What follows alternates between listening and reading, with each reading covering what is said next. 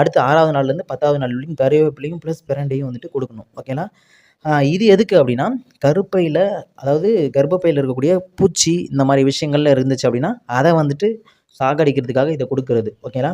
இது வந்துட்டு எப்போ கொடுக்கலாம் அப்படிங்கிறத நான் சொல்கிறேன் கடைசியா.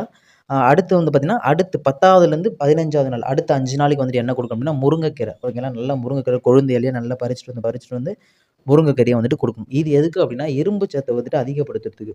அதாவது இரும்பு சத்து இல்லைனா கூட மாடுகளுக்கு வந்துட்டு செனை பிடிக்காம போகிறதுக்கு நிறைய வாய்ப்பு இருக்குது. அதனால இரும்பு சத்தை வந்துட்டு அதிகப்படுத்துறதுக்கு இந்த மெத்தட் முருங்கைக்கீரையை வந்து நீங்கள் அடுத்த 5 நாளைக்கு வந்துட்டு கொடுக்கணும். இது அடுத்து வந்து பார்த்தீங்கன்னா, அடுத்து 15வதுலேருந்து அடுத்து 20வது நாள் அடுத்த 5 நாளைக்கு வந்து பார்த்தீங்கன்னா, வெல்லம் வந்துட்டு கொடுக்கணும்.